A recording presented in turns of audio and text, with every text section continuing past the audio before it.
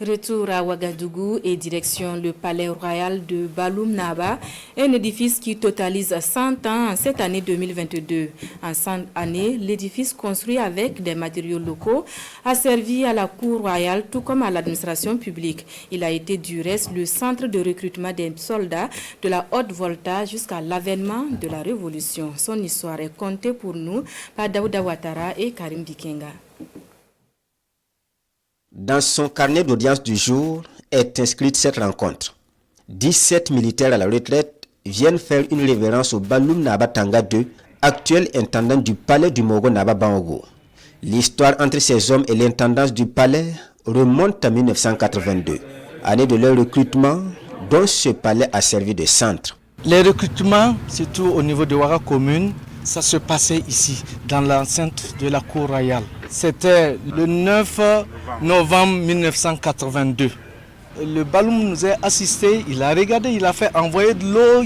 Vraiment, il s'est occupé de nous correctement et nous prodiguer des conseils. Donc, c'était un devoir pour nous de revenir reconnaître tous ces bienfaits à notre égard.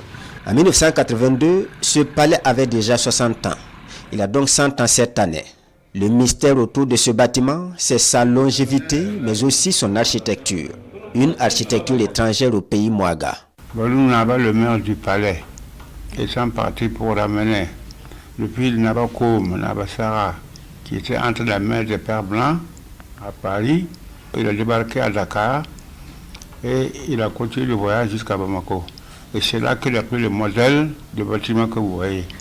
Le bâtiment était habité par les colons français qui étaient à Dakar.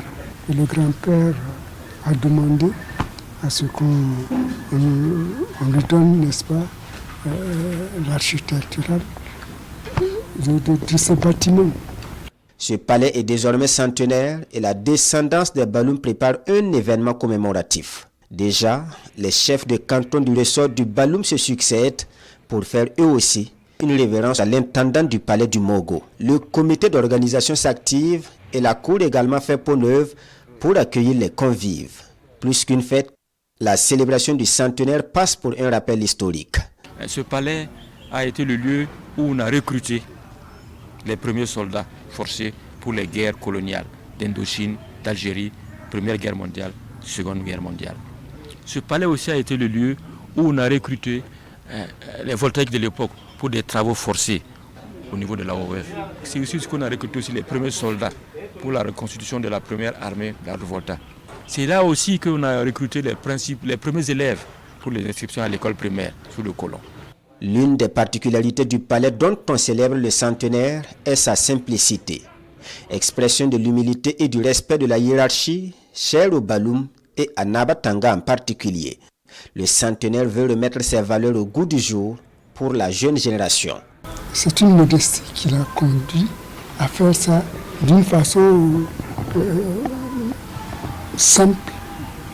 Parce que lui, en tant que notable du Moro, il ne peut pas construire un bâtiment qui va rivaliser avec le palais du Moro.